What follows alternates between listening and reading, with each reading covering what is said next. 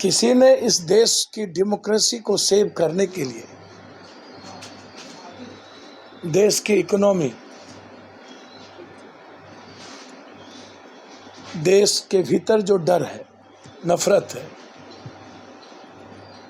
देश के भीतर जो बंटवारे का डर है,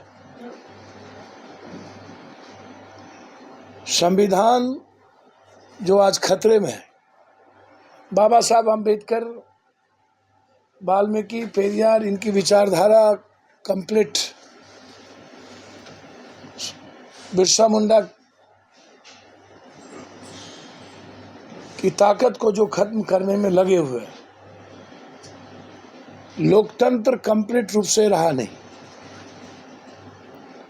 लोकतंत्र का मतलब है CBI, ED, Adani, Ambani, IT और कुछ सत्ता में बैठने वाले दो लोगों का गैंग।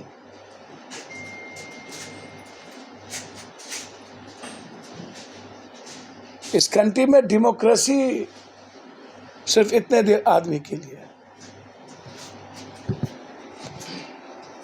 और ऐसे समय में जब महिलाओं पर सबसे ज्यादा वार महंगाई को लेकर के, उसके नोटबंदी को लेकर के वार हुआ है, नोटबंदी में सबसे ज्यादा पैसा महिलाओं की खाली हो गई। जो सेविंग अमाउंट होता था बच्चों के लिए, पिता के लिए, पति के लिए और खुद के जिंदगी के लिए, सबसे ज्यादा वार इन्होंने महिलाओं पर किया। सबसे ज्यादा सब्जी, दाल, अब तो लैट्रिन जो जाइएगा, वो जो पानी लीजिएगा उसका भी जीएसटी लगेगा। पंछुआ जो लीजिएगा बाथरूम, तो उस पर भी जीएसटी लगेगा। ये किताब पढ़ना चाहिए आरसीपी सिंह जी को। ये तेल, साबुन या कोई चीज बहुत दूर जा चुकी है, ये इस बात का ख्याल रखिए। ये एजुकेशन पर जीएसटी, हेल्थ पे, भैया कफन पर जीएसटी लग चुकी है, बाथरूम पर जीएसटी लग चुकी है। अब तो करवटें बदलने और सांस लेने पर न जीएसटी बाकी है।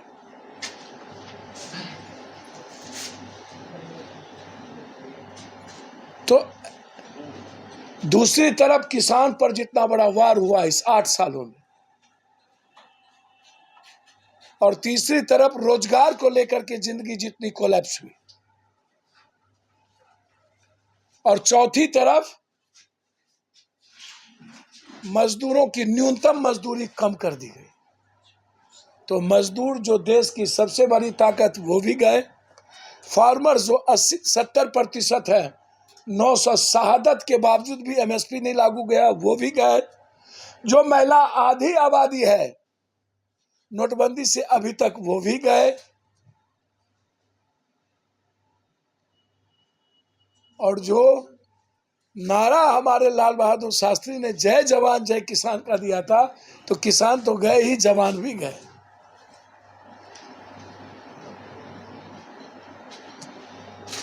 हम एक बड़े ज्ञानी जो भगवान कहते नहीं थकते थे, और जिस थाली में खाते हैं उसी में छेद करते हैं, कहते हैं मजबूती से रहते हैं, न जिसका कोई पाग न पगा न वजूद, लंबे समय तक सेक्रेटरी, प्रिंसिपल सेक्रेटरी, बिना पद के प्रिंसिपल सेक्रेटरी मुख्यमंत्री के। इस दुनिया में एक बात याद रखिए,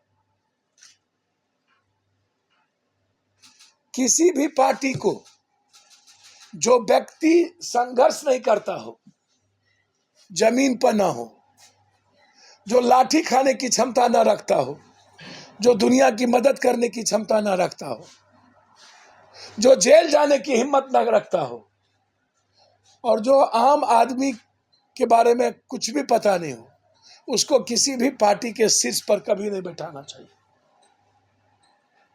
पार्टी पे शीर्ष पर बैठना उस व्यक्ति को चाहिए जो किसान के आहार से मजदूरों के घर तक लड़ने और लाठी खाने की हिम्मत रखता है, जो जेल में जाकर के यात्रा सहने की हिम्मत रखता है, जो 46 और 47 डिग्री में जाने की हिम्मत रखता है, जो 14 से 16 निकलते नहीं हैं, वैसा वैसा व्यक्ति भी। हम नीतीश जी की कोई बड़ाई या तरफदारी नहीं कर रहे,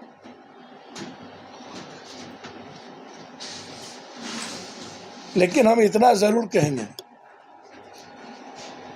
यदि किसी में हिम्मत हो, पर्सनल एज ए, जो आज लंबा लंबा बात कर रहे थे, तो नीतीश जी के पर्सनल ईमानदारी के कैरेक्टर पर तुम कुछ बोल सकते हो। और तुम जब इतने दिनों से साथ थे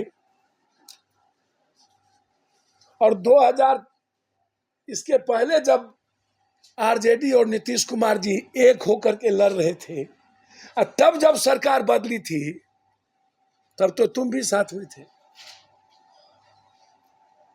तब तेरे पेट में दर्द क्यों नहीं हुई थी? तब तेरे को मिर्गी क्यों नहीं चढ़ी थी? ये तो एक बड़ा विषय है कि नीतीश कुमार जी ने कमर कसा संकल्प लिया। देखिए, किसी के हाथ में कुछ नहीं होता कि प्रधानमंत्री बनना जरूरी नहीं है, इस देश को बचाना जरूरी है। और ये बात सच है कि आप कांग्रेस और वामपंथी पार्टी के बगैर विपक्षी एकता का कोई औचित्य और मतलब नहीं है, और थर्ड फ्रंट का भी कोई मतलब नहीं है। आप इसको समझ लीजिए, कोई मतलब नहीं। यदि आप 2024 में इस देश के युवाओं को, किसानों को, बेटियों को, महिलाओं को और देश की डेमोक्रेसी और संविधान को बचाना चाहते हैं, तो आपको बिना किसी पद के इस कंट्री के सबको एक होना पड़ेगा। और जो लोग आज यह कहते हैं कि बीजेपी और कांग्रेस छोड़, तो ये कांग्रेस छोड़ बीजेपी को हराने की वकालत करने वाला वह बीजेपी की बी टीम है। बहुत क्लियर समझ लो।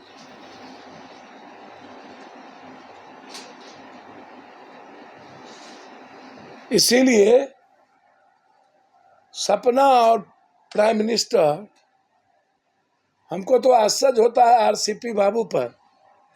आरसीपी बाबू, जिस आडवाणी जी ने जिसकी सरकार बचाई, और उस आडवाणी जी का क्या हश्र किया, अटल जी का क्या हुआ, मुरली मनोहर जोशी जी का क्या हुआ, उत्तराखंड के बड़े नेताओं का क्या हुआ, वसुंधरा राजे सिंधिया का क्या हुआ, बाला साहब ठाकरे के परिवार का क्या हुआ, मुफ्ती मोहम्मद सईद थी, उसका क्या हुआ, बादल साहब साथ में थे, उसका क्या हुआ है? आप देखिए ना, किसके हुए? संजय जोशी आरएसएस के हुए, किसके हैं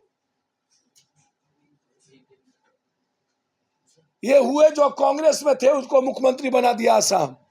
ये गुलाम नबी आजाद के हुए, ये ज्योतिंद्र सिंधिया के हुए, जो वंशवाद, जितन प्रसाद वंशवाद,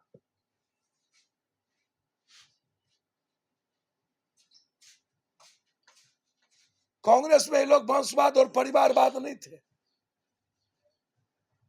हमको तो आश्चर्य है भाई, जितना कांग्रेस में वंशवाद और परिवारवाद था, सबको मंत्री इन्होंने बनाया।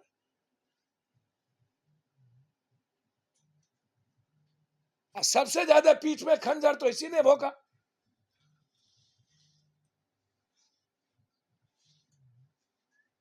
सिर्फ शिवराज चौहान एक पिछड़ा मुख्यमंत्री है बीजेपी में, एक भी दलित आदिवासी मुख्यमंत्री बीजेपी में नहीं है। एक दो आदिवासी में एक को गिराने की कोशिश की गई। अरे शिबू सोरेन का बेटा किसी से डरने वाला था? उसके बाद चन्नी को आपने बर्बाद करने की कोशिश की। फिर नीतीश कुमार को लगातार आप अब ये बात ये कह रहे हैं, क्या क्या बोलते थे ये भाजपा के खिलाफ।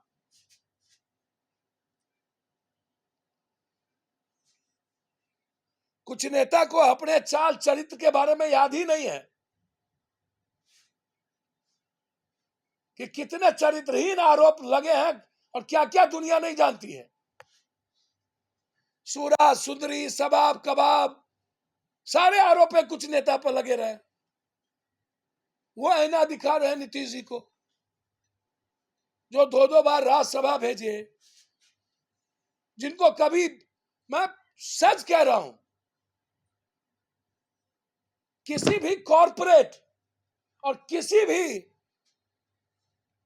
ऐसे व्यक्ति को आप यूज करिए, कॉरपोरेट का मदद लीजिए देश बनाने में, पढ़े लिखे लोगों का मदद लीजिए देश बनाने में, लेकिन राजनीतिक सत्ता के शीर्ष पर जो राजनीतिक सुचित्रता के साथ गांधी, सुभाष चंद्र बोस, भगत सिंह, जेपी लोहिया, उनके आदर्शों पर चलने वाले लड़ने वाले लोगों को बनाई। सबसे बड़ी गलती जीवन में नीतीश कुमार जी ने की तो आरसीपी सिंह को बना के की, और दूसरा जीवन में नीतीश कुमार जी ने सबसे बड़ी भूल की तो दोबारा बीजेपी के साथ जाके की। ये दो भूल है उनसे, और उसका प्रायश्चित उन्हीं को करना है, वो हम नहीं कहेंगे। और वो निकले अब इस मजबूत विचारधाराओं के साथ। राजेंद्र बाबू के बाद हमारे सबसे बड़े ताकतवर लीडर जगजीवन राम इस बिहार के। जगजीवन बाबू को देश का प्राइम मिनिस्टर बनने का था, कोई भूल हुई? जगजीवन बाबू से शक्तिशाली लीडर कौन हुए इस देश में, बिहार में और देश में? मेरा बिहार तो तब भी पीएम के मात्र 1 इंच नीचे रह गया। मेरा बिहार ललित नारायण मिश्रा जी के समय में भी 1 इंच नीचे रह गया। जगजीवन बाबू के बाद ललित नारायण मिश्रा जी जिस ताकत के साथ बिहार का प्रतिनिधित्व किया, मुझे लगता है कि उसके बाद या तो थोड़ा मोड़ा रामविलास जी, फिर लालू जी, और अब नीतीश जी ने यह संकल्प लिया। ये सबके लिए एक गौरवशाली विषय है भाई, कि बिहार को, जो हम दूसरों पर आश्रित रहते हैं विशेष राज्य के लिए, बाढ़ के लिए, पलायन के लिए, मखान के लिए, मक्का के लिए, फार्मर्स के लिए, फरक्का ब्रिज के लिए, गाद के लिए, नदी के गाद के लिए, तो कम से कम हम, यदि ऐसा कभी सौभाग्य प्राप्त हो तो भारत में पहला बार सौभाग्य प्राप्त होगा। कभी लग रहा था कि हमें जगजीवन बाबू और ललित नारायण मिश्रा के रूप में यह सौभाग्य, लालू यादव जब निकले तो लालू यादव को चारों तरफ से फंसा दिया गया, लेकिन नीतीश कुमार जी ऐसे अभिमन्यु के जाल से बचे। ये गौरवशाली विषय है। हम लोगों का आज से चिंतन और मंथन शिविर है। बिहार को एक संकल्प के साथ हमें, और मैं बार बार कह रहा हूं कि भाई थर्ड फ्रंट नाम की कोई चीज, या तो कोई पार्टी यदि सड़कों पर है और संगठन है तो अकेले लड़िए। थर्ड फ्रंट ये लोगों के बीच एक गलत अवधारणा बन गई। इसीलिए वक्त आ गया है 2024। अब कौन किसको तोड़ेगा? तो जब ईडी सीबीआई और 5 सालों में अमित शाह जी पूरे एमएलए एमपी मंत्री संतरी का फाइल बना लिए हैं और सबका टेप कर चुके हैं, इंटायर ईडी सीबीआई सबका, 5 साल में कोई काम हुआ है कंट्री में? सारे नेताओं का फाइल बन गया, एक ही काम हुआ पूरे 5 सालों। सारे नेताओं का, जो लोग कुकर में, पैसे में, सूरा सुंदरी में इन्वॉल्व थे, सबकी फाइल बन गई, और अब सब डरे सहमे पड़े, और उसी का फायदा आज बीजेपी उठाती है। तो इसीलिए जनाब ये बिहार है। कुछ लोग गलतफहमी के शिकार हैं और हम आग्रह करेंगे, ये जितना बजबैका लोग हैं ना, इन लोगों की जांच, पता नहीं नीतीश जी का स्वभाव नहीं है बदला लेने की या सही काम कर, बदला तो ये है नहीं, जो लूटा है उस पर इंक्वायरी होना चाहिए। ये बात मैं बार बार कह रहा हूं। दूसरी और अंतिम बात कह के जा रहा हूं, 3 दिन के बाद 8 तारीख के बाद हम फिर आके आपसे मिलेंगे कि हम लोग क्या चाहते हैं और हमारी क्या भूमिका होगी और जिम्मेदारी होगी।